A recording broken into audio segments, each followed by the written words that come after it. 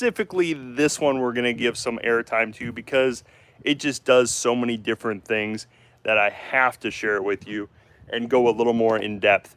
The video that we did just didn't do it justice, in my opinion, on all the features and going close up raw.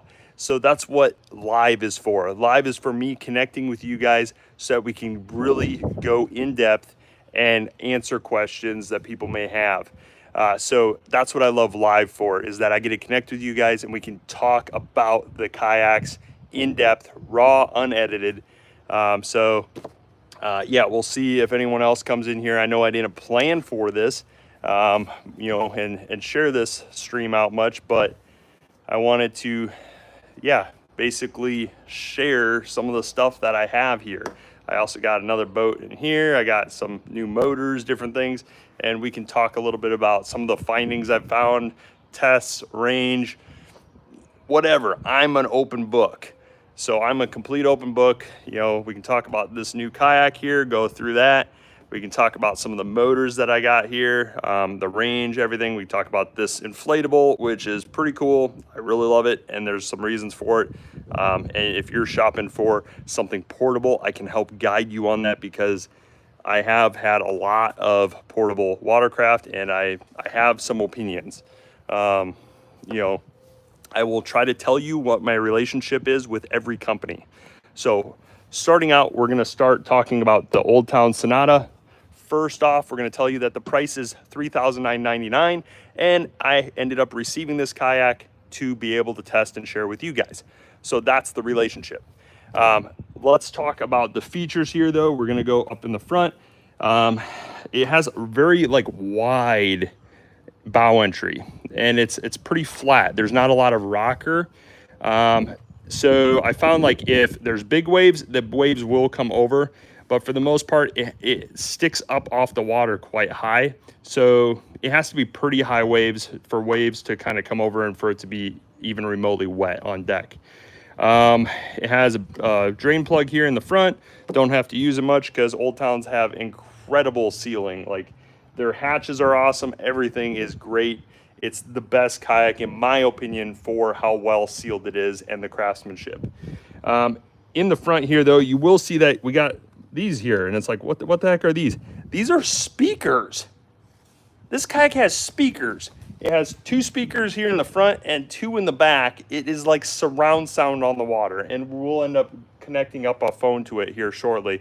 But basically, you connect up to it like a giant Bluetooth speaker, and because it's hollow inside, it just has the best acoustics.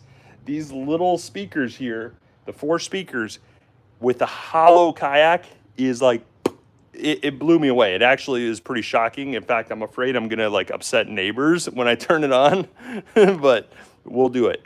Coming over here, we have a 16-pound motor pod, basically. So this is a Minn Kota 45-pound thrust, and it basically plugs in and locks in this way.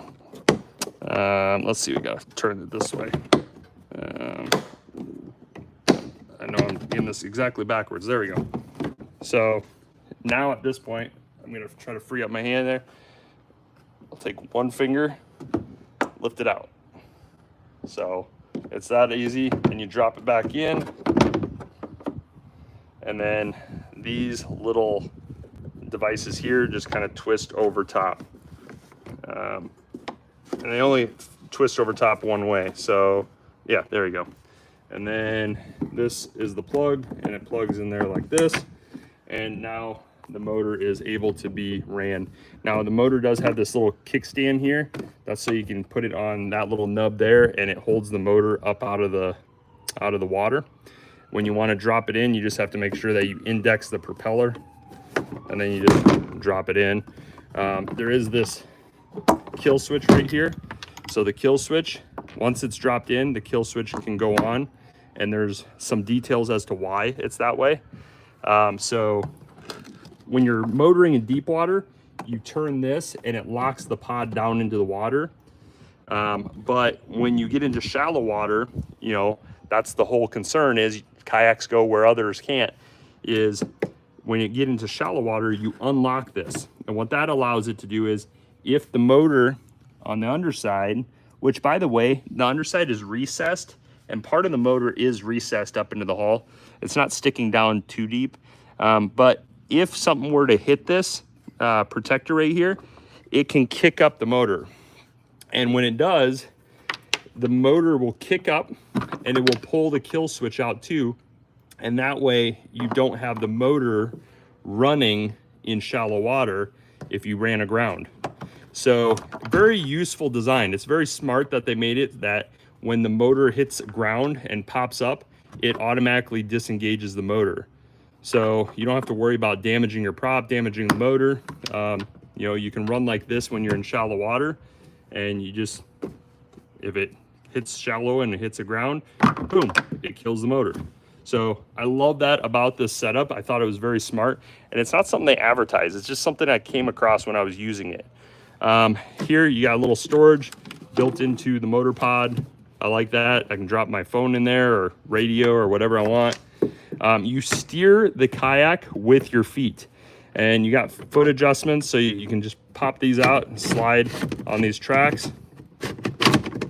So it's fully adjustable. I'm 6'2". It easily fits me, and I don't even have it in the furthest settings. So yeah, you got nice metal cords here, not like something cheap, and it runs to the rudder here, and you got a nice wide blade rudder. It steers amazing. Most rudders on kayaks are like half this depth. They're like this. This is a nice wide blade, and it just steers amazing. Other companies should take note of this. Don't put on a crappy, cheap, universal rudder on your kayak. That's just ridiculous. Actually have something with decent volume. Right here's other speakers. Right here we got track mounts on the sides, track mounts up here. It's on both sides. Because there's some actual girth right here in the gunnels, you got spots to be able to drop stuff. Like I put soft plastics there sometimes. I put my phone there. I put like maybe a pliers or maybe whatever, a D-hooker.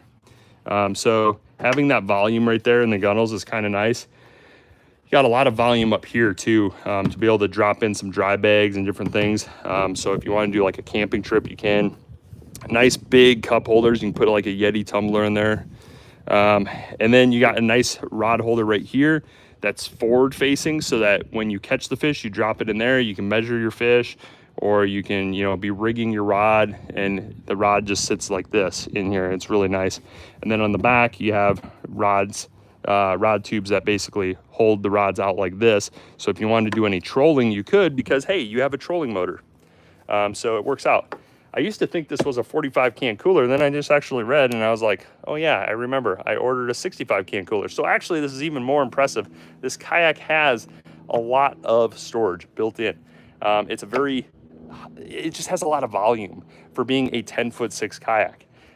So as I said earlier, this is a kayak that it's like $3,999. So, I mean, you're spending some decent money. You want a kayak that's going to kind of work in a lot of different ways, because you probably don't have the money to buy another kayak if you spend $3,999. So I like that this kayak can kind of do what I need, typically in a 12-foot kayak. So it's really nice. It's super stable. It has a paddle keeper over here, but right here is where some of the controls and the electric stuff is happening, and we're going to end up showing that now in more detail. So if we flip the seat up, you have a battery box that is retained. It's strapped into the hull, so if the kayak were to flip, the battery is not going to fly out. Right inside here, I have a 100 amp hour LITIME battery. So LITIME is a sponsor of the channel. I told you as I'm doing this, I'm going to tell you my relationship with every company so that you know I'm being transparent and I'm not just selling you a bunch of crap. So LITIME batteries, they're sponsoring me, and I have a discount code of 6% on these. You use KayakDIY 6 to get that discount. But LITIME batteries, I have a 100 amp hour mini. I like it because it's nice and compact, but they do make one that's Bluetooth, and I recommend that one, not the one I have. Do the 100 amp hour mini Bluetooth edition, because then you're going to be able to remotely monitor your battery. Why is that important? Because lithium batteries as they discharge, they hold a very steady voltage curve. Unlike lead acid drops really fast and it loses voltage. So many battery testers, like right here is a battery meter built into the Old Town. When you push it, it says, yeah, yay, you got a bunch of volts, you're good, you know, that's awesome. But it doesn't know that this is a lithium battery that it's attached to. And so a lithium battery is not going to drop volts until last minute. And when it does, it's going to go, and then it's going to die. Lead acid is a slow, gradual drop.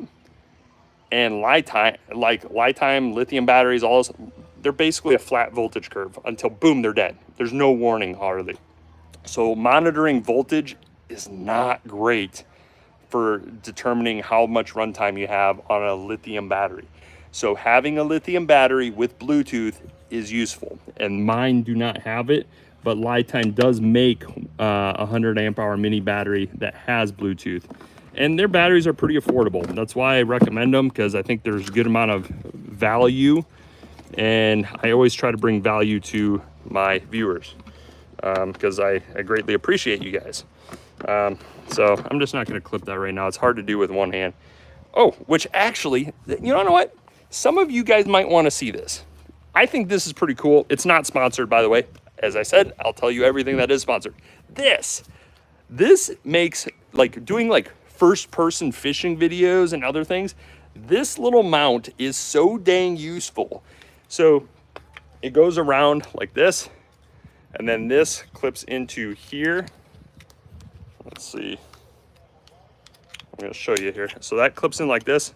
So it just sits there like this.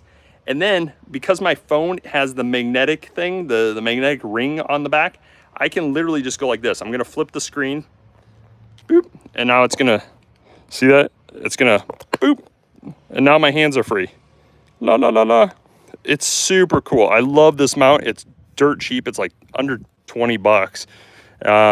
And I think I even found them on Temu as well, which if you do Temu though, do not use your actual email and stuff. Give them like a fake email, because it's basically just a spamming site. It sucks.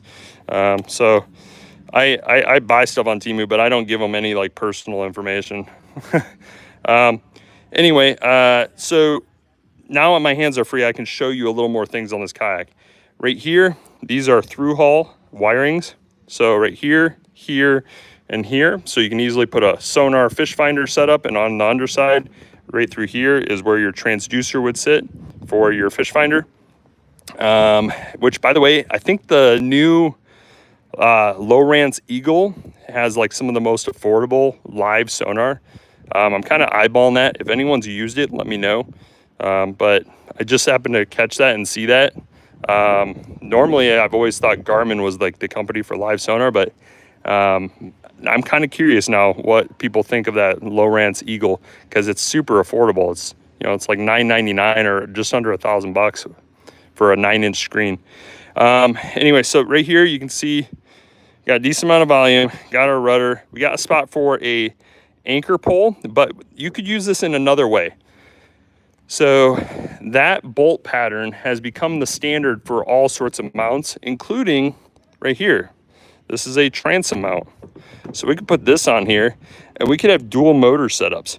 I could even put the AUTOBOAT system on here on stern mount mode, and I would be able to have spot lock like anchoring, and I'd have my propulsion motor. So I'd have my propulsion motor, and then when I want to anchor, I could just hit anchor, and the motor would hold me in anchor. Because it clamps on. So yeah, I mean, or actually I found also a manual stake pole. So it articulates and drops down and stakes into the ground, and it clamps onto a transom. It was designed for John boats, but yeah, you could have that there and just have the manual clamp on stake pole, and that would be a pretty slick setup, because you do want a way to anchor. If you're going to use this for fishing, the Sonata does not have a spot lock motor. It's just a propulsion motor. It's designed to propel you and move you. It's not designed to hold your position with spot lock. So being able to have a way to anchor quickly to be able to get on the fish would be useful. And so I am playing around with some ideas. I'm probably going to put this on the back, and then I'll have some type of anchoring pole set up possibly. I think that's why they put these holes here, is so that when you mount the shallow anchor pole, it can run the pole through there maybe. I don't know. Oh, also underneath here, they molded in grab handles. So when you want to lift this kayak and haul it, it has a lip underneath here that you can grip on both sides. So that's super convenient. They also have this built into the rudder right here. And I don't really feel comfortable lifting from here, but I see people do it, and I've seen the company doing it at events. And so I think it's designed to also be able to be lifted from the rudder when it's folded up.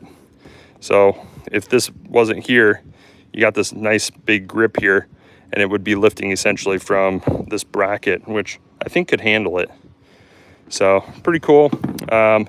The rudder goes up and down. It's the up haul and down haul is done from here. So this lever here is what brings it up and down. You got, your bungees, which, it's even the little things. This bungee retention system, I really like. Other companies, if it's not patented, should probably try to do it. But it's just simple. It's just a simple clip. But like, look at that. It's so easy. I've seen so much complex BS from companies on bungees. All the kayaks seem to have them, but they don't really have great user-friendly ones. I love this bungee retention system. Oh, let's go to here. Let's go back to here and here. Okay, so here is the motor. We're gonna lift the motor up and we're gonna lock it into, I don't know, I call it kickstand mode. And then we're gonna end up, this is a little sketchy because we're gonna end up putting the kill switch on, and that means this motor is now active in the up position. You wouldn't want to do this if you're sitting here because, I mean, it's a little dangerous, but I want you to be able to see the motor. So right here is the throttle, and there you can see, it's almost like an air conditioner. Oh, feels really good here in Florida. And then you got reverse, and then you got your neutral. Now I will say one little thing I told the company is I do wish there was a little bit more positive indication of where the neutral is. You go forward, you go reverse. There is not really a great neutral, except you can kind of hear a click when it's going forward, and you can kind of hear a click when it activates right there, when it activates the reverse. So you got a little bit of play with where the neutral can be without it activating the motor, and then boom, click, click. So there is some indication, and you got a little play of where the neutral is, which is nice, but I do wish there was a little bit more of a positive, boom, that's neutral, type indicator. And then here is the Bluetooth controller. So we're gonna grab my other phone here. We're gonna pump out some tunes here and maybe upset all my neighbors. I don't know, we'll see. So I think we're connected. In the settings on my phone, I connect to Aquatic BT or whatever the heck it's called, AVBT.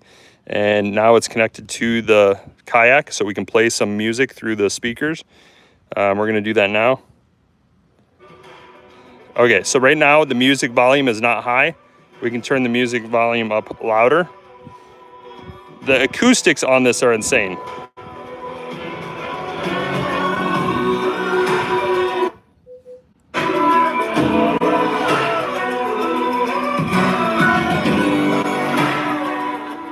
It's very loud, very loud. So I don't want to do that for too long because I don't want to upset my neighbors because I get along with them. So, but it's pretty amazing. And it is loud because this is just a hollow kayak. So it's like a giant speaker box. It's amazing. I mean, when I was first on the water and I played like some, almost like not techno, but something with like very interesting beats, I was shocked at how crisp it was and how awesome the sound was, especially when you're sitting here. When you're sitting here, you're just surrounded by it. Now, obviously, for fishermen, you want to go in silence. I get it. But when you're cruising to your fishing spot, hey, dude, jam out, have fun, relax. I'm not a tournament angler. I'm a guy that likes to go out and have fun. I pack a dang cooler. I end up, you know, drowning some drinks, and I, you know, throw out some baits. I do different things. You know, like I don't have to take life so seriously, like, oh my gosh, I can't play any music, or, you know, whatever. Like, you do you do what you want to do. Me, I like to have a little fun and try not to take life too seriously, because it'll kill you. So that's kind of a look at the Old Town Sonata, but I'm going to show you some other things here too that I have at the house. So the Old Town Sonata, once again, relationship with the company is that they gave this to me to share with you guys, and I think it's pretty cool. I think there's some things that could be better, like for example, having a more positive neutral on the throttle I think would be great, but I do like that it has some play. And then possibly I would like to see one more set of threaded inserts. So they have a shallow water anchor mount here. I would have liked to see them do it over here too. So have these threaded inserts over here as well. I think for the price point, I think that would be cool if it could do it. You know, but regardless, I like that they at least included the one, because I can drop on here a motor mount for an additional motor or for an anchor pole, whatever. So they did some cool things. Now let's just jump into some other stuff here and talk about like maybe some of the motors that I have and different things. So let's see how much that rig costs. I saw, so Joseph Moore asked how much that rig costs. That rig costs $3,999, basically $4,000. I did not pay for it. I want to make sure that was clear. They sent to me. A lot of YouTubers like myself, we get stuff sent to us so we can share it with you guys. That's just kind of the name of the game. Right over here is my motor rack. I bought a lot of this stuff, and some stuff I didn't buy. So I bought the Yamaha 2.5 horse, Yamaha 6 horse, because when I'm testing out product for you guys, I needed to have some variety, so that way I can show these different watercraft with different motors. Tiny Boat Nation did hook me up with the e-propulsion motor, which has been amazing, and I'll tell you what I like about that. What I like about the e-propulsion is it's 3 horsepower roughly. It has a built-in battery, so this is a built-in battery, but you can also use external batteries. There is like an adapter kit that connects on here and basically allows you to plug in third-party batteries. This is a 48-volt system, and this is called the Spirit 1.0 Plus. It has a kill switch right here, and it has a readout, and it will in real time tell you, you know, based on your throttle, how much runtime you have. It also is solar chargeable. And there is a variant of this as well, which is called the Evo, and it looks like this, but it's not. And the Evo e-propulsion model can actually recharge. If you had it like connected to a sailboat and you had the prop in the water, it will spin the prop and produce power to charge batteries, supposedly. It sounds pretty cool. So there's some cool stuff that e-propulsion is doing, and I feel like they were kind of like a first mover in the space. And also, in terms of this one here versus this one has a little bit smoother throttle system. It's a little more pleasant, the throttle system is, and you can tune your throttle to like barely move. Like you're running like a few watts at a time as you turn. Like, so it's very fine controls for speed, which is important for people that want to be able to do trolling. So for fishing, electric outboards are kind of like a happy little medium between an outboard in the 3 horsepower equivalent, you know, at least for these, and a trolling motor. It kind of can let you do both. So keep that in mind if you need to buy a trolling motor and you need to buy an outboard. If you're buying the trolling motor just to go at slow speeds, you might just be able to get by with just buying the electric outboard. Just something to keep in mind. Then you have the Newport. So the Newport is kind of like the e-propulsion. This is a 3 horsepower equivalent motor. It comes with a battery connection, like right here. And I have it paired up with Newport's battery that they gave me. So Newport provided this motor and the battery to me. But this is their low pro battery right here. It's 36 volts, 50 amp hours, and it's pretty thin and it's waterproof. I actually put it underwater. I'll tell you the runtime of that battery and this motor here shortly. But long story short, this does not have a built-in battery. This one does, but this one does not have the option for a built-in battery into the head. So this one has the option for both. You can run an external battery or you can run the built-in battery. This one, you can only run external batteries. This is super lightweight. I like that. It actually is sometimes easier just to carry the motor and then carry the battery separate, you know. I mean, I can throw this thing in the air. I can't throw my Yamaha 2.5 horse in the air. I can throw this thing way up in the air and catch it. And it's effortless. So very, very cool. I can't even really do it that well with the e-propulsion because it has the built-in motor or built-in battery. But this is super lightweight. The throttle is just a little bit rougher than this throttle. This throttle is much smoother, and there is no debating that. I mean, it's not even up for debate. But the price point on this is $9.99. You get a electric outboard that you don't have to end up changing spark plugs on, no oil, no water impeller changes, none of that nonsense. It just works. You charge and you go. And that's what I like about it, because I don't care about ego. I don't care about need more power, need to have diesel, no, I don't care about that. I just want to get out on the water. That's it.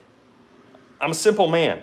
And this lets me do that. And it's very reliable. Same with this, it's very reliable. This, not so much. This, not so much. Yamahas are reliable, but not compared to the electric. It just isn't. And that's where electric, I think, is excelling, is in the small kicker size. Now, to get a 100 horsepower electric outboard, I don't think we're there yet.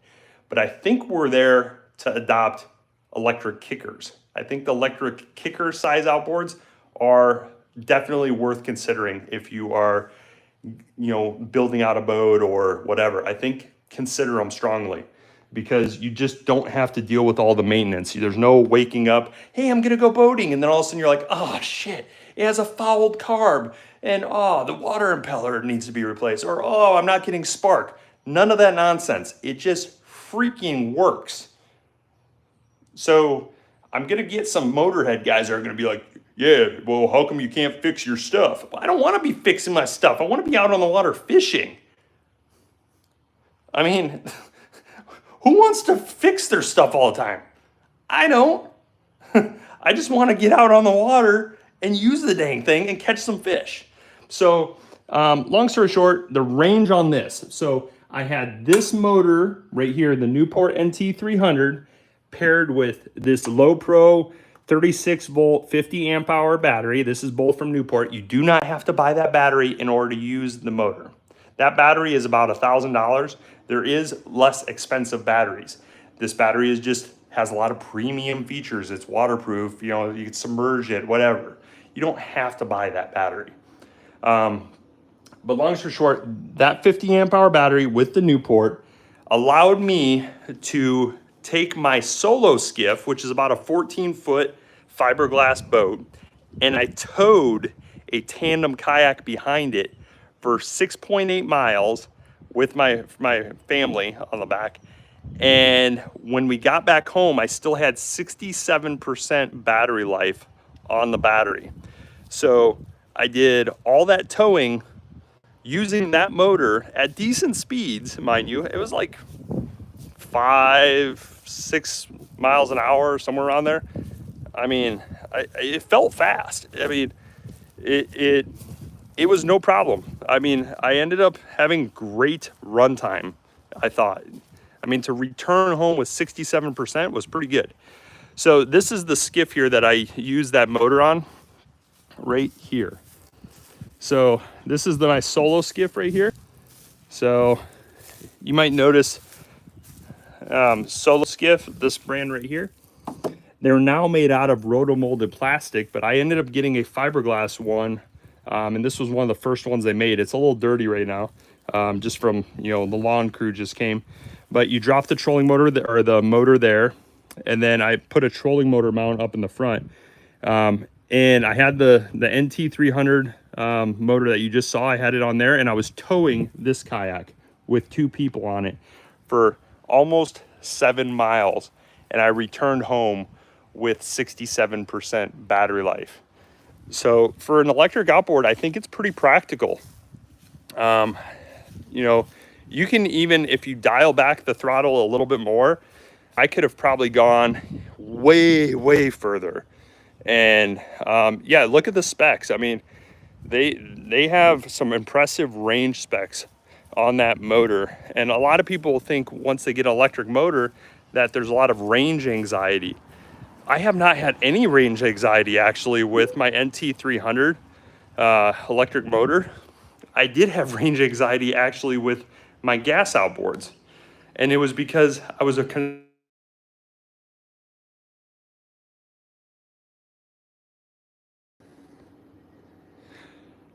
sorry, I had someone calling.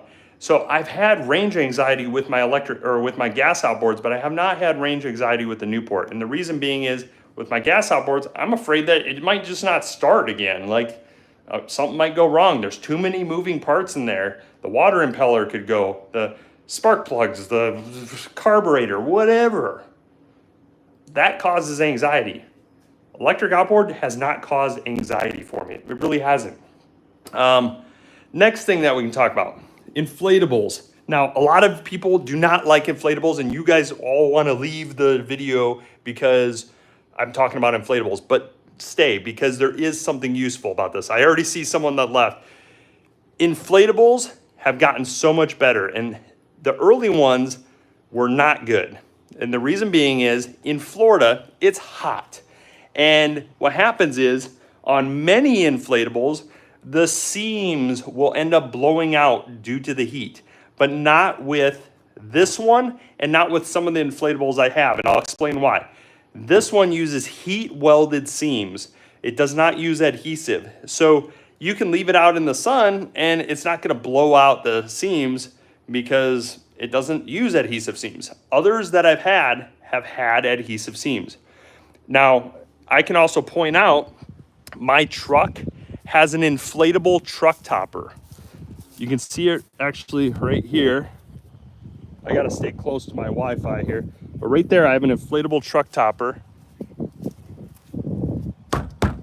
I have not put air in that truck topper since I put it on. Look at my video on YouTube. I don't know when I last filmed this. I filmed it like maybe almost a year ago.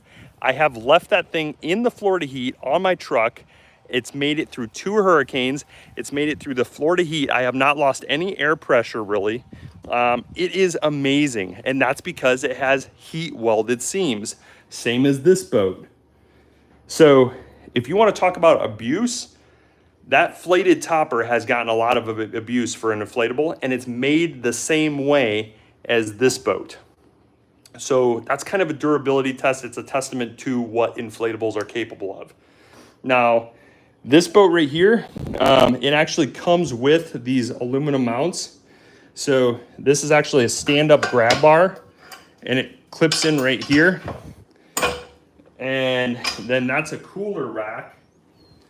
And if we go here to the stern, that's your transom. This is where the motor drops on and attaches to. It can hold up to a 10 horsepower motor it's rated for. And I actually, honestly, I forgot that it holds a 10 horse. I've been using a 6 horse. I could have done a 10 horse. Man, this thing would fly. In hindsight, when I'm explaining it to you now, I'm realizing, dang, I could have really been flying on this thing because I already was using the 6 horse. I was pretty content. It was moving along pretty good. But now, if I put a 10 horse on that thing's gonna really scoot. It is rated for 2 persons, and the floor is inflatable. It's 15 psi on the floor, 3.6 psi on the tube. The seat is actually captive. It actually locks onto this like little track here. And so even if, I don't know how you would flip it. I have no idea. But if you did, the seat can't just fall out. Everything is strapped in. Up here in the bow, it came with this plate, and I have it drilled because I put a GPS motor on the front. So I use this mount right here. Let's see, I put it somewhere over here. Oh, right here. I use this mount right here. I love this mount. I actually need to get more of them. It's from Newport, but this mount attaches right here. and it allows me to attach the trolling motor. And my trolling motor that I use is this right here. I know, look at that. How is there a trolling motor in there? Well, there's a little bit of a trick here. AUTOBOAT is not a trolling motor as much as it is an adapter system for a basic trolling motor, like a cheap trolling motor. So this trolling motor right here is like super cheap. I mean, you can find these on garage sales for like 40 bucks. And then you take the head off of this. So you pop the head off of this trolling motor here and you put this on. And now you have GPS, anchor, spot lock, like all that crazy stuff that you expect in a GPS motor, you have with the AUTOBOAT system. It has a steering collar here. This just slides over the shaft and it locks on to the factory mount on the trolling motor. So on these trolling motors, they have this little steering lock that comes out and it goes back in and it locks on the steering collar. Super cool. I have a full video on it. But long story short, this kit it's around 600 bucks, but it's awesome. It creates the lightest GPS trolling motor pretty much for just all watercraft. Like you can put it on up to a 55-pound thrust. So you can get a 55-pound thrust motor and it weighs like nothing. It's so lightweight. So it's great. It's easy to mount on various watercraft. And the whole idea of building out a fishing craft like this is to have it be lightweight. So yeah, it's just really cool. So yeah, that's a look at the AUTOBOAT system right there. Basically you got the head. It does have a kill switch on top too, which is kind of cool. And then these are the quick connect little lever locks. So you basically just take the wires coming out of the top of your trolling motor shaft right here. I have this one kind of ready to go. You don't need the yellow and the white that you see in there. You just need the black and the red. And you just strip them. You don't even need a twist. You don't even need to twist the copper. You just take those wires and you clip it into here and you basically get a new head for your motor right here with the AUTOBOAT system. And this is what steers it. And this is the remote. And then it has an app which lets you control and set up routes and map. Like you can do everything with this. It's amazing. So, but make sure if you guys are going to end up getting this, don't do it for my sake, do it for your sake. If you're going to get this, use the discount code KayakDIY and you'll save 5%. I mean, I don't really care about the commission aspect. I'm not that hard up for money. I mean, I appreciate you guys when you guys help me out and stuff, but I'm not that hard up. I want you guys to save money because you guys have made my life so awesome. I really want you to save money. This boat is also available at Tiny Boat Nation. Oh, and I did say at the beginning of the video, I was going to let you know what items I got, what my relationship is. So the air skiff, Tiny Boat Nation ended up sending this to me so I can make some videos with it and share it with you guys. The e-propulsion motor was given to me and the Newport motor was given to me so I could share it with you. I bought these trolling motors here. I bought the Yamahas. AUTOBOAT, I'm actually a co-owner in, so I'm a co-owner for the company for the US. So yeah, and that was made possible by you guys. So I became a co-owner because you guys helped support the channel. They started following my content and they pulled me in, which was amazing. So thank you guys. Let's see, Gyros23 says hi. Hey. So yeah, we're just talking about a little bit about the boats that I have here and some of the different things that I'm doing with them. So, I mean, on this boat, the biggest thing that I'd probably do to it is I'd probably put either a GPS AUTOBOAT system on the back here with that transom mount. It will attach right here to these 4 bolts. Or I would end up putting a clamp-on anchor pole. So there's a clamp-on transom anchor pole. That's pretty cool. I think Tiny Boat Nation sells it. Hi from Russia. Hey. I know that Americans and Russians are kind of under tension right now, but I just want to tell you guys, I love you guys. It's all good. You know, I think our leaders just need to all get along. We need to all just stop fighting. It just, I don't know. All the leaders in the world just need more fishing in their life. If they all fished, they wouldn't be so hateful like to everyone. They all just get along. So, yeah, pretty cool. But I mean, I'm not sure what more to share with you at the moment. I mean, all this stuff is just kind of junk here. We're in the process of moving stuff. We're trying to see if we can get a different house and possibly move in so I have a little more space to, you know, have more boats and share more content with you. So,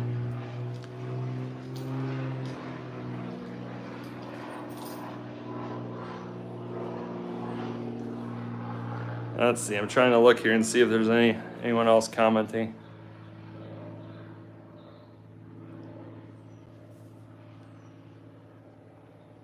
Oh, yeah, no problem.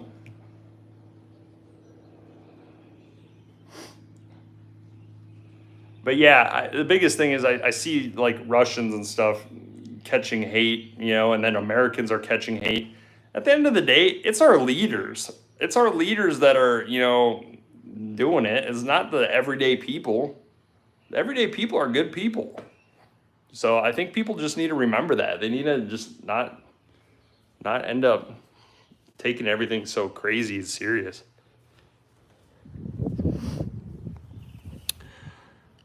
But, well, anyway, is there anything in my upcoming videos that you would like to see on any of the boats that I've filmed recently? So like this boat, the air skiff, AUTOBOAT, the motors, or there's that boats to go boat that's flat that I put lawn chairs on in a video. Is there anything that you guys would like to see or questions that you want answered? Because ultimately I work for you guys. So I need to know what you guys are looking for. And I try to sift through the comments to try to find, you know, what you guys are wanting. But I want to be able to create content that you want to watch. I mean, it's fun for me no matter what. So let me know in comments or messages, whatever, if you have a question. Now, on Instagram, you can find some more information sometimes too. Like, so if I post on YouTube, sometimes I'll post other little pieces of information that maybe weren't in the YouTube video where I'm like, oh man, people would have liked to know this. I post some of that stuff on the other platforms. So if you follow me across multiple platforms, you kind of get some of that info. I try not to be spammy. I follow some people that spam their viewers. I really try not to. If you think I'm being spammy, call me out on it, let me know, and I will try to adapt and change. But I try to constantly deliver content that I think my viewers are interested in. So, and this is one of them. I think this is a cool kayak. I realize it's outside of the budget of many people, and yes, the company gave it to me, but I've always been a fan of Old Town. It was my first ever kayak, was an Old Town. So there is maybe some bias there. I at first bought the Old Town Vapor. That was my first kayak I ever spent money on.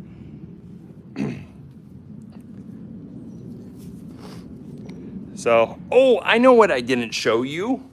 Woohoo! This is a fun little toy I got. It's not a boat, it's not a motor, but check this out. This is pretty sweet. This is my fishing crossbow. It has a red dot or a green dot, I guess, but it is sweet. It's a reverse bat, so it's a reverse ballista, like the limbs are actually flipped. It is so freaking powerful, and it's actually not badly priced. The company sells a couple versions of these, but even the cheapest one is incredibly powerful. My friends have the cheaper ones, and they're just insane. But this is what I take out with me now, and I'll like shoot stingrays, I'll shoot mullet with it so I can get my shark bait. If you want one of these, it's at ballista.com, I think. And it is the discount code AIM5, AIM5 is I think the discount code for this. Super cool. Has like a little pistol grip there. It is awesome. It shoots these bolts right here. So these are the fishing crossbow bolts. I use them in saltwater, so they've gotten a little bit, you know, corroded over time. And basically the line ties to it. Oh yeah, no, I tried it already. It's in the video on the Old Town Kayak. So the Old Town Sonata that's out there, right there, there is a video, and towards the middle end or so, I end up using it. These are the regular just field tips. These are carbon fiber. Oh, they fly. These things fly. I am shocked at how much power this thing has. But yeah, the Ballista Bat Reverse. That's what this is. So if you want the exact one I have, it is this right here. Let me flip this around so I can see what I'm filming. The Ballista Bat Reverse is what I have. Now they do just the Ballista Bat, and I'd recommend that one as well. So if you don't have the budget for the Ballista Bat Reverse, go ahead and get the Ballista Bat, because it's honestly just, if you didn't know what this did, you would not really know any different. It's also an excellent crossbow. My friend has the Ballista Bat and I have the Ballista Bat Reverse, and both of them are absolutely epic. Very accurate, very powerful. But yeah, you can use the code AIM5, AIM5, and you get a discount code on that. I'm just setting that up there for now. Got a couple shark rods rigged up. And yeah, I got another just bow and arrow just for fun, because I was using that for a while, but it just doesn't really cut it, and it didn't have a great way to attach a reel. This is just so compact. It's the most compact bow fishing setup I've ever seen. And what's great is you're ready always, because it's cocked and locked and ready. And when you're putting it into batter, basically you're cocking it, it automatically goes into safety. So it has an actual safety on the back. It's easy to articulate. It's yeah, it's cool. It has tons of power. So yeah, there's a video basically of me using that crossbow on this kayak, and I have like a giant stingray, like a 3-foot span stingray, sitting on the cooler, and I think in the front of the boat as well. I just changed the thumbnail picture of that video. I think it says, "Is this the future of kayaks?" or "The future of kayaks." That's the name of the video, because this kayak is kind of a kayak from the future. It just has so many things. It has speakers, motor, everything. So that's the title of the video if you want to check that out. And feel free to drop me questions. So I'm happy to try to help you guys out. I work for you guys. What kayak is this? This is the Old Town Sonata. Yeah, it has a motor, and it also has speaker system, 2 in the front, 2 in the back, and they're waterproof. I actually pressure washed this, and the speakers were still playing. They're fine. There's no issue, no damage. This kayak brand is like, if you know anything about Old Town doesn't make crap. They make good quality stuff. They probably tested out and torture tested the kayak even more than I did. But I pressure washed all the electronics, everything, just to see if I could destroy it with kind of what would be typical but hard use. And it's perfectly fine. The speaker system on here is just absolutely insane. Let me quick, since you just came on. It is $3,999. It has the motor, has a kill switch. Over here's the throttle. Right here's the Bluetooth connection, and it also has interior lighting. So if I hit the lighting, you'll see the lights turn on. It's right down the back. They actually hit it. They hit it built into the foot track. It's amazing. Like, the things that they thought of on this kayak are crazy. And then right here is a USB port that you can also turn on and off from that touchpad, which is waterproof. And then here's the other speakers in the back. But it's like surround sound. You know, I don't know what's the maximum battery size you can put in, batteries are getting smaller and smaller. So right here is the battery. That's 100 amp hours. And look I got plenty of space there. I could actually have a bigger battery in here. But this is a 100 amp hour battery, and I'm able to go out all day easily, jamming out to music and motoring, no problem. So it's pretty awesome. This is a retention strap that holds it into the boat, so that way if the kayak were ever to flip, which is very unlikely, it would end up holding the battery in. The seat is crazy comfortable. Very, very well built, thick material, not cheap like what some companies throw on.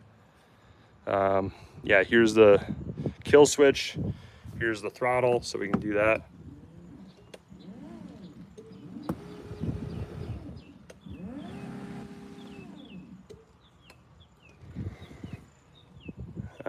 Let's do some music here. I'll grab my other phone so you can quick see what that's like. So right here, I have, this is copyright free music. That's why I do it.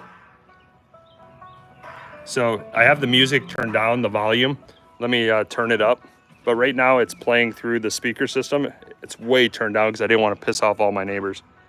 So right here.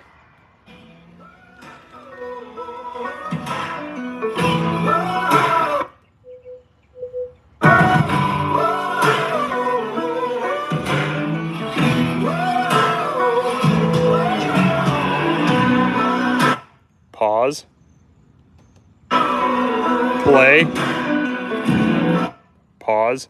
You got your skip buttons for music. You got your plus and minus for your volume, and you can turn off the system as well.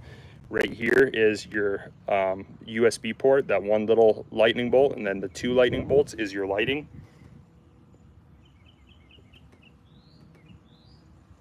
And that's the cockpit lighting, so if you're using it at night, it like all will glow here. But yeah, that's basically the system. It's pretty cool. One thing to note, I talked about this earlier. So there is a little battery gauge here. When you push it, it will tell you if it's full battery. It's just basing that on voltage. That's all it's doing. But when you put a lithium battery in, the voltage really doesn't change until last minute when the battery dies. So this battery tester really is only good probably with lead acid type batteries. So it helps if you get a lithium battery, get one that has Bluetooth, because then you can remotely monitor the battery and see exactly how much juice is left. So my battery doesn't have that, but it hasn't been an issue because it's such a big battery. 100 amp hours I'm able to run this thing all day, no problem. So I actually don't monitor the battery health on this kayak at all when I have 100 amp hours, because most days I can't run it dead. In typical use, I'm not going to run it dead. So yeah, pretty sweet setup. Underside of the kayak, you maybe care about too. That's kind of a look at the hull shape. So there is a spot for a transducer. And yeah, pretty awesome. That's a 65 can cooler on the back. So you can put 65 cans in this. It's a big cooler. I will say the company gave this cooler to me, but I do like it. It actually floats. So it floats upright. If I throw it out of the kayak and I want to just like hang out at a sandbar with friends, we can just tether this like to us or whatever, and it just floats upright with all the food and the drinks. It's awesome. So if you're gonna ever buy a premium cooler, I do recommend this one. I have a Yeti soft side cooler. You can actually see it right there. That's nice for like quick carrying to the beach. But if you're gonna carry a serious amount of stuff, I really do like this for like a lifetime cooler. I don't know if I have all the inserts in it right now. Okay, I do have this inserts, yeah. So I can put like my sandwiches and stuff here that I wanna keep dry. I have a separator here, and then, yeah, it just all works really well. It's like almost like a Line-X material. I don't know. So yeah, that's kind of a look at that. And let's see if there's any others. Do you feel free to drill holes in your kayaks? If yes, to protect it from water. Do you mean like if I'm rigging up the kayak, do I am I comfortable drilling holes? Yeah, I'm comfortable. The biggest thing is I drill the holes above the water line. So get your kayak in the water and figure out where the water line is with you in it.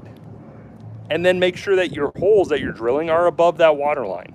If they're above the water line and you're using like sealant around your holes when you put your hardware on, don't worry about it. Kayaks are going to get a little bit of water in them. That's why they have drain plugs. So not a big deal. I would not worry about drilling a hole in a kayak, even a kayak that's $4,000, $5,000, $7,000. I've owned $7,000 kayaks. I'll drill a hole in a $7,000 kayak. I don't care. I want the kayak to work for me and do what I want it to do. So as long as I'm drilling above the water line, that's kind of my general rule. I don't drill below. But this kayak has ability to be rigged easily.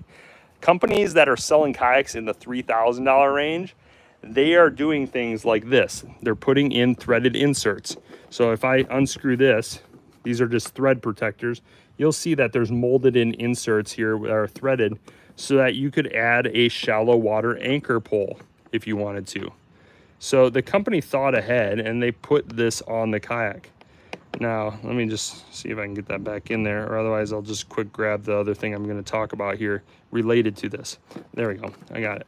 So these are just little plastic thread protectors that the kayak comes with to protect those threaded inserts, but this allows you to modify and customize the kayak without drilling more holes in it.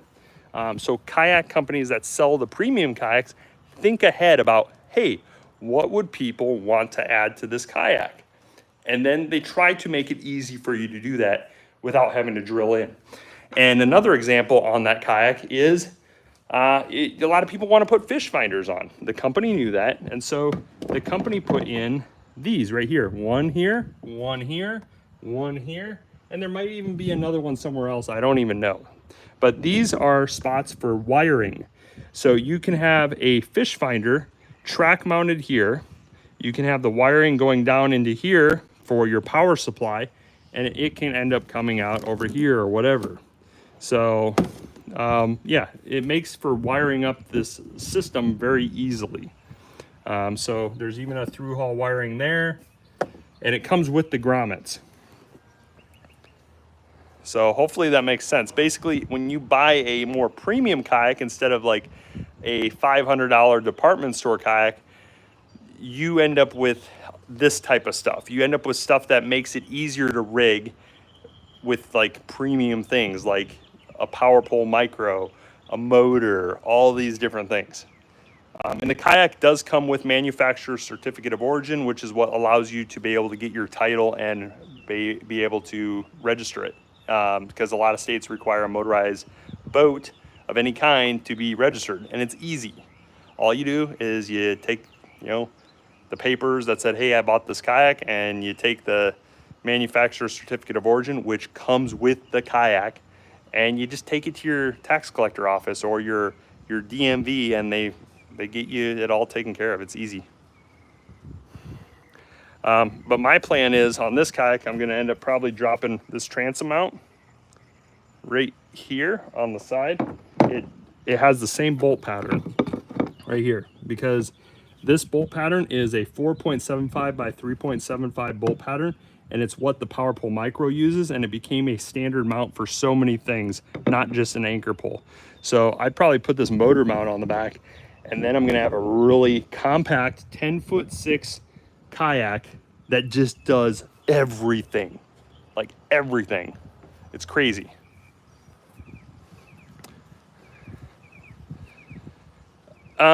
Kayaks like this, they have a lot of built-in UV stabilizers into the plastic.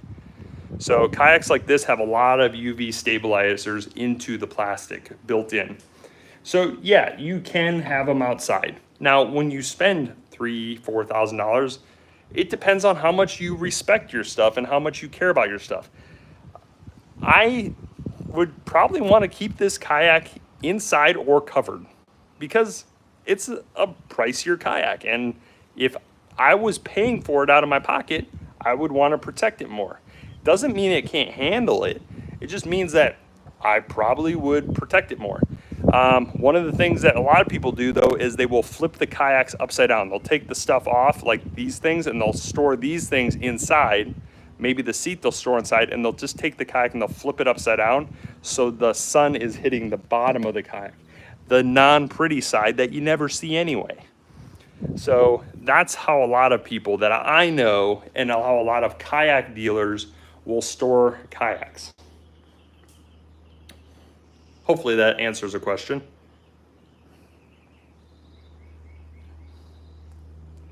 What's the plate for with the fins behind the battery box? Oh, the plate with the fins is a heat sink. It's to reduce heat. There's, I think, some electrical components, probably like an amplifier for maybe the speakers and maybe something that allows for power transmission to the motor. I don't know. But that right there is for the electronics. Basically, on the back side of here is probably some electrical components that could get hot, and this just helps keep them cold. It helps keep them cool. And it's very, very well built. I mean, this whole area here, I have zero concerns about.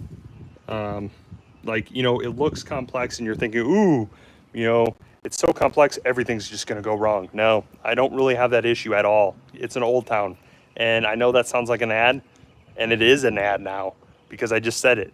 But Old Town, it is like the standard in my opinion for how kayaks should be made. It is. Sorry if you're another company, if you're watching, just learn from it. You don't have to like it. I'm sorry. I've filmed for a bunch of brands, but if you want to end up excelling, try to compete with Old Town. Try to make kayaks that are built with quality to the standard that Old Town does, and that's when you're going to succeed.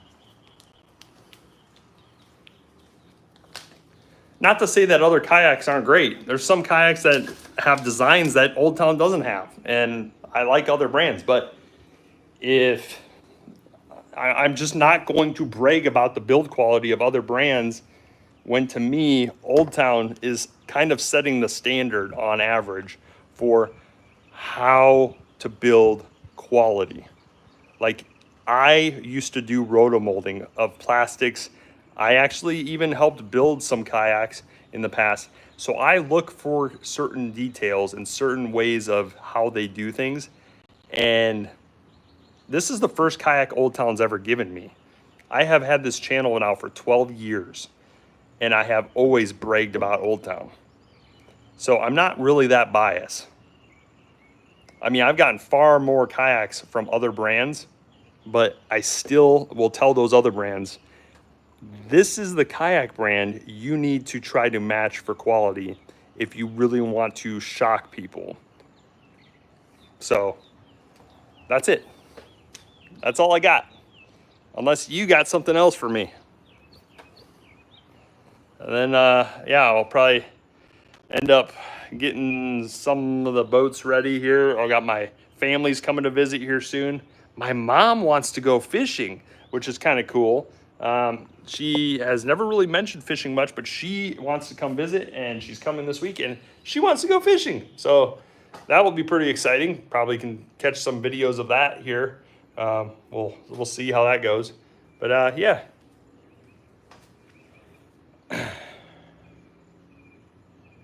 And my dad actually at ICAST has been my cameraman in the past. And maybe many of you didn't know that, but I got a pretty awesome supportive family. I'm very lucky.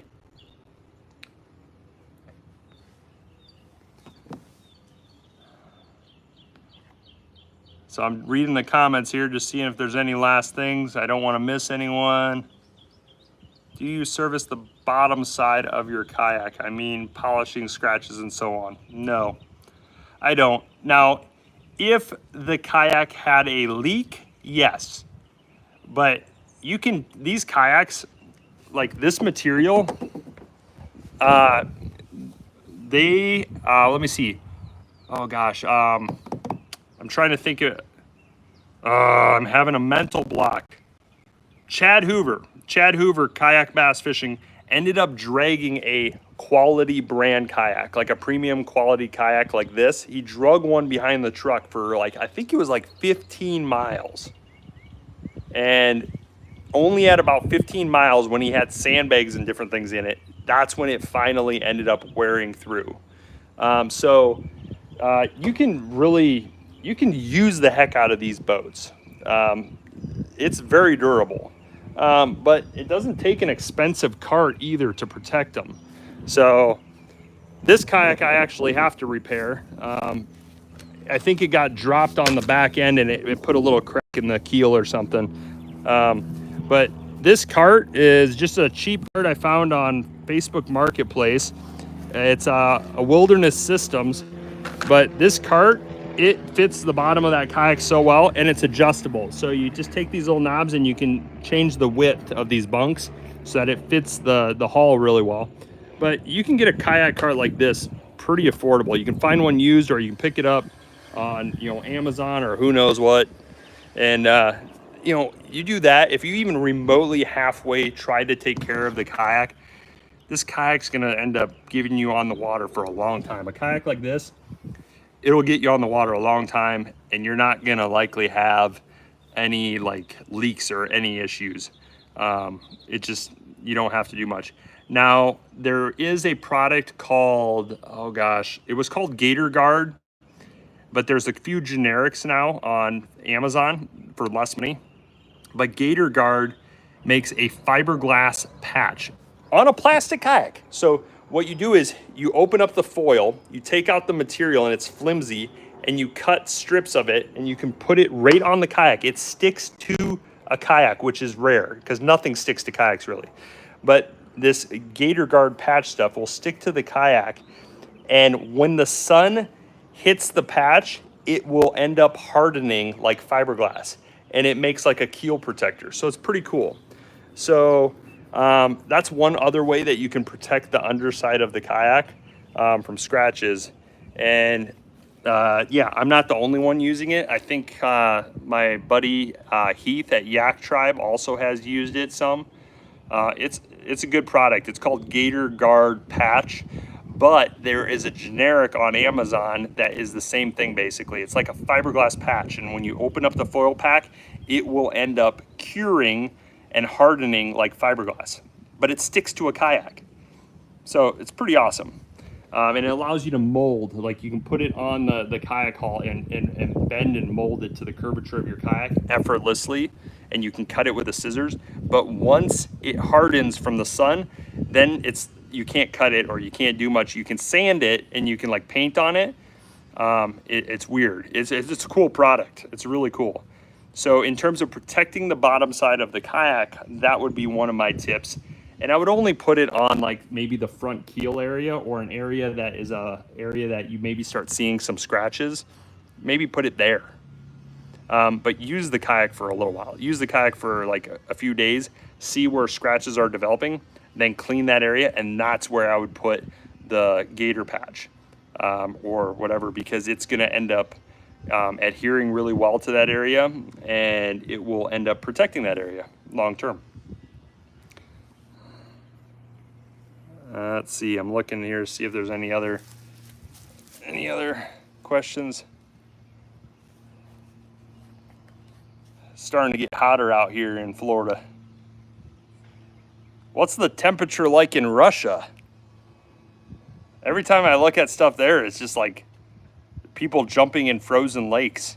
You guys are crazy tough. Like people like just are like, oh, I'm gonna go for a relaxing day and jump in this frozen lake. The Russians are like crazy.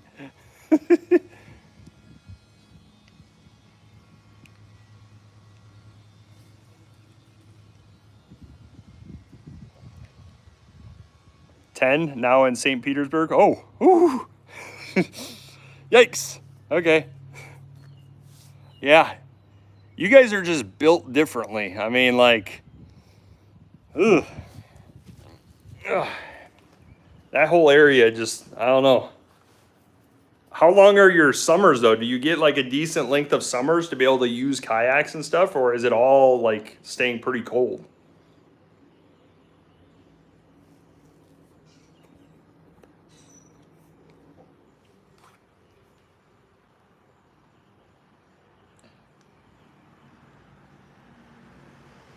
like, do you have a decent amount of months or weeks that you can use a kayak, or is it like pretty cold? May till September, okay. Yeah. For us, September is the start of hurricane season, so every area has something that keeps you off the water. We get tropical storms and hurricanes down here in Florida around September, and then it makes it kind of sometimes hard. It can get pretty crazy out. I'd still feel pretty safe in this kayak though. But anyway, well, it was nice chatting with you guys, and I think I need to just do this more often with boats. I just need to chat with you guys, make sure that all your answers, you know, get resolved, or all your questions get resolved. And I like it because it's just, hopefully it builds some trust between us, because I think people think I'm just gonna sell them on anything, and I'm not trying to. I'm just showing ridiculously cool stuff, in my opinion, things that I like. I'm not trying to sell people on anything really. Yeah, I mean, if we're on live, then you guys can ask questions, and it's raw. Like, there's no sugarcoating it. There's no making it look better than what it is. You know, it's raw. Like, so it's like, hey, here's the kayak. Here's what it is. You know, so I think that might be good to do in the future. Do more lives. You know, I'll make the video of the boat or whatever it is, but then do a live afterwards to try to answer people's questions. So, any scary situations during kayaking that you have? So my buddy borrowed my Viking kayak, and as he was borrowing it, he was scuba diving down to the bottom to look for prehistoric fossils from like mammoth and megalodon. And he popped back up, he climbed on the kayak, and this storm kicked up, and he was out in the Gulf. I mean, he was on essentially ocean water, and the storm kicked up, and it was pretty gnarly. We have a video, I think, on the channel of it from his perspective. But that's where having a kayak that you can trust, you know, is good. If he was on like a department store, you know, Lifetime kayak or a Sun Dolphin or so, nothing wrong with them if that's what your budget allows, but I would not want to be in those conditions on those kayaks. Like, I need kayaks that I can trust if I'm going to go in areas that can change very fast. You know, any other scary situations? Let me see, I'm just trying to think. I think the biggest thing is down here, we just get a lot of lightning, we get storms that kick up, and you know, you just don't know. It can be like nice and comfortable, and then all of a sudden it just kicks up and gets nasty. And that's where having a motor is sometimes useful, because sometimes, I mean, you can just get exhausted. But the other aspect is too, if you don't pay attention to your battery life, you can get into a scary situation where you motored somewhere, and then all of a sudden your battery dies, and you're so far away that you don't normally paddle that distance. And so those are some scary situations to have, because you're like, am I going to be able to get back? Do I have the endurance and the ability in me to paddle back now that I motored all this distance, but now I don't have the battery life, you know? So you just got to kind of get comfortable with your system and slowly creep out further and further and know what your system can handle. And if you're going to go beyond that, pack an extra battery, you know, or pack a means to resolve your situation, have some redundancy, have a backup. So yeah, I've had some points where, yeah, things got a little scary where I'm like, am I going to be able to get back? That's usually the one that happens, is I'm motoring, and you know, that's actually what pushed me into going electric on the outboards, because I've motored far with the gas outboards, and even though they're Yamahas and they're some of the best motors out on the market, in my opinion, for gas, I've had it where all of a sudden they ain't starting. It's not starting, and I'm like, crap, this is not good. I am way far away. I have a paddle, but I'm not going to be able to paddle like something like this very easily as far as I motored it. Like, I'm going to be exhausted.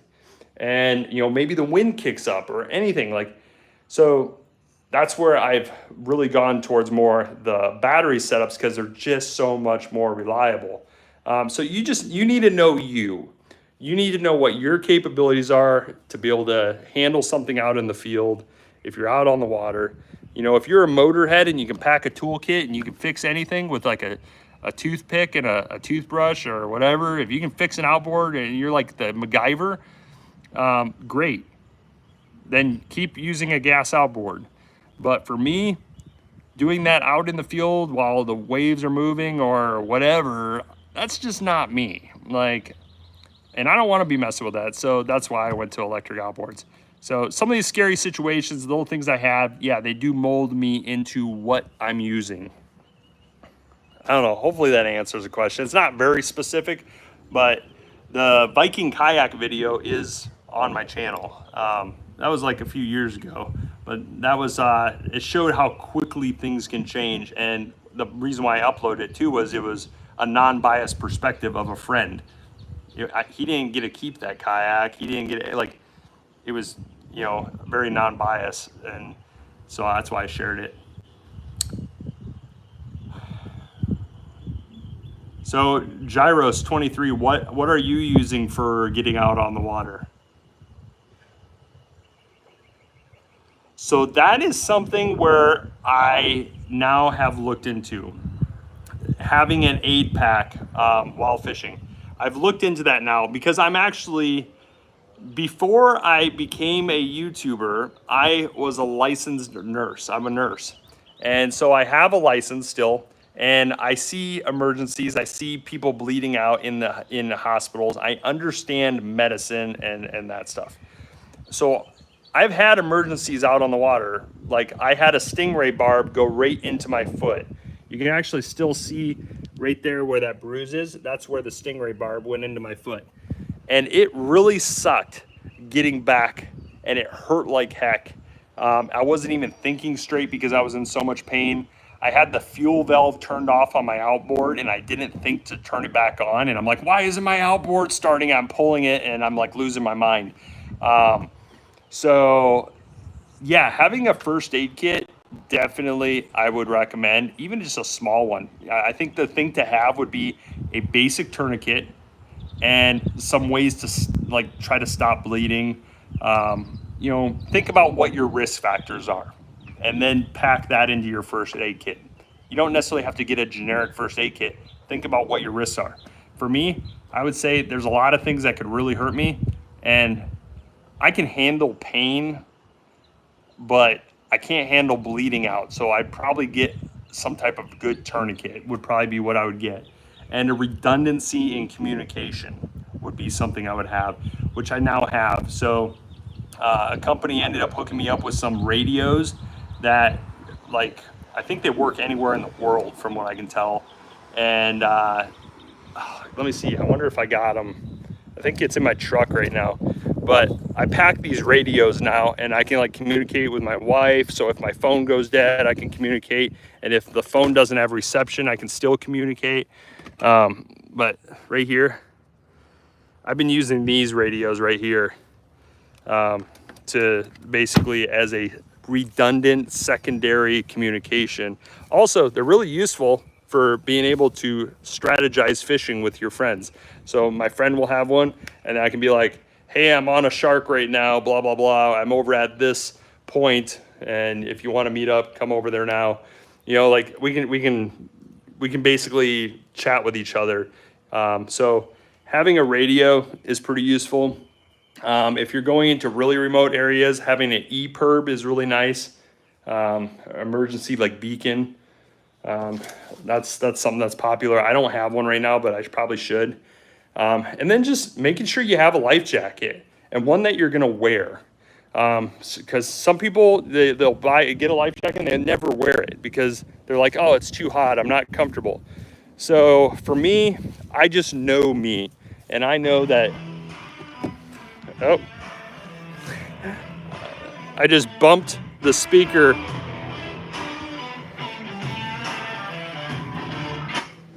This was in my pocket and I bumped it, and so the speaker started blaring. So what I was gonna say is, in my truck here, I was gonna grab my life jacket and briefly talk about the reason why I chose that one.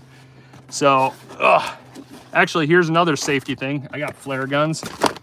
So this is my ultra premium, super cool flare gun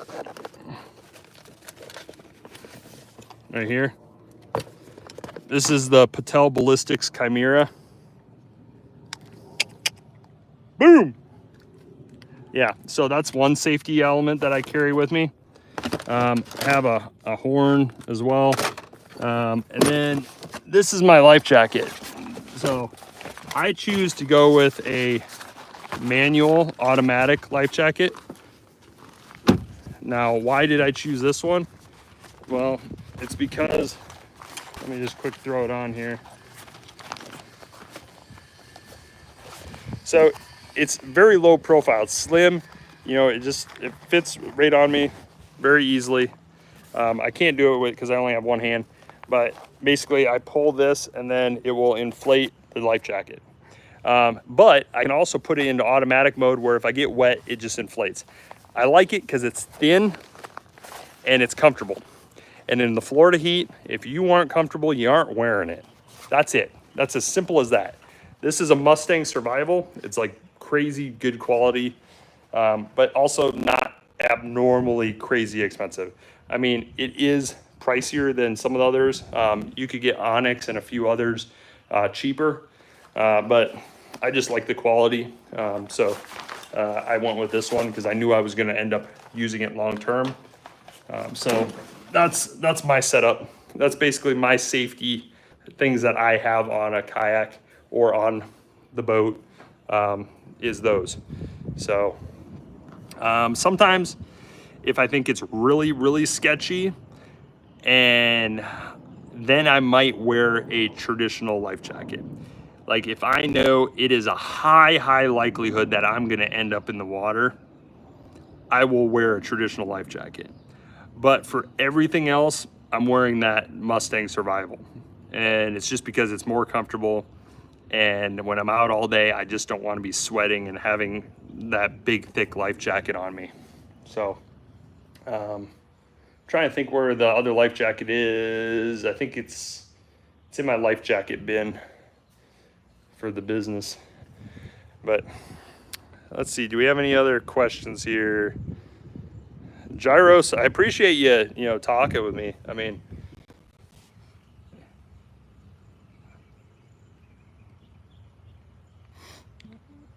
okay, you use a feel-free lure 10.5. Let me look and see if I have that. I might have that same exact kayak. I'm pretty sure I do.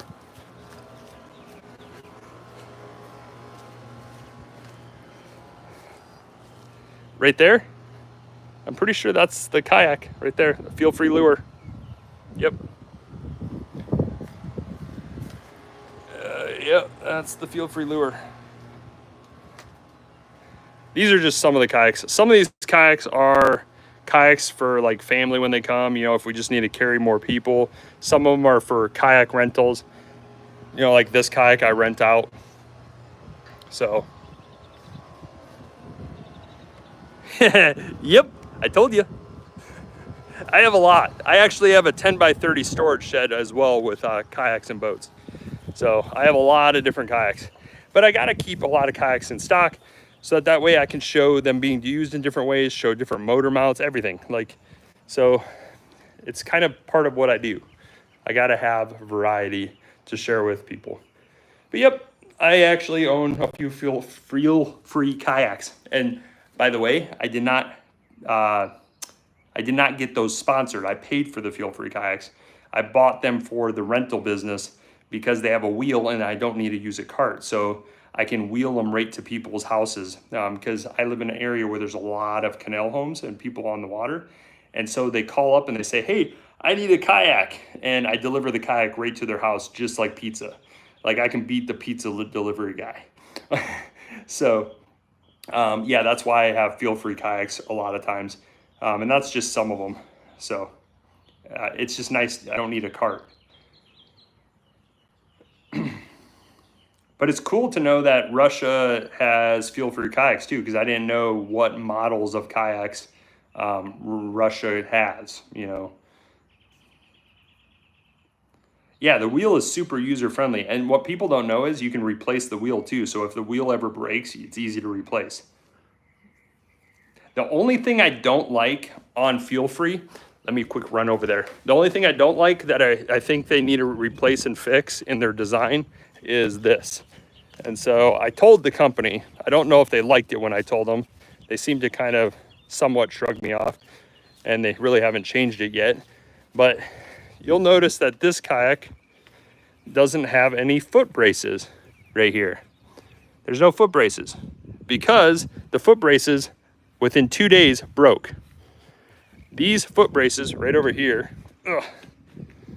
right over here, those foot braces right there, that style, they suck. These end up snapping off. The orange part snaps off and breaks. I do not recommend those foot braces. I do wonder though if this bolt pattern, if the bolt pattern could be used with other like Universal or other brands of foot braces. So I have to look into that, because the ones that they sell with the kayak, that come with the kayak, they all broke on me. In the rental fleet, in like 2 days, I had multiples that broke. Like people twist them to try to change, and like to change their you know, leg length, and all of a sudden they're snapping.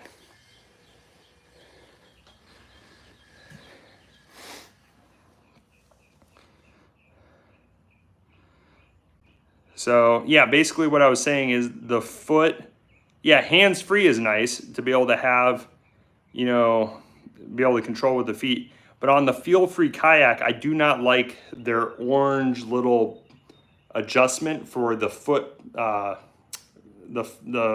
foot rests. Like, so what you rest your feet on, you turn that little orange loop thing, and it allows it to unlock so that you can slide the foot, you know, to be able to adjust for different leg lengths. It breaks all the time. So I told the company that, you know, that they need to redesign that part of the kayak. But I don't know if they'll do it. They probably are like, oh, we're not going to listen to a YouTuber. Okay, I thought fine. But I guarantee I'm not the only one that's complained about it. So anyway, so yeah, this is my garage. I got a small garage, but we have a home that is in a really good area. So we bought this house back in like 2015, and the home is on the water. So it was an older home. It's like 1960s, and they only had single stall garages, which is not great for what I do because I have a lot of boats and different things. But what is great is the house is literally right on the water, so I can just throw kayaks in the back. So you can actually see right here.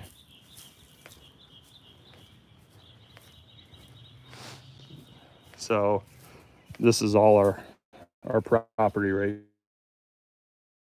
Boat lift there, and so we're shopping around for a different boat eventually. For like a bigger boat. For like when you have multiple family members come.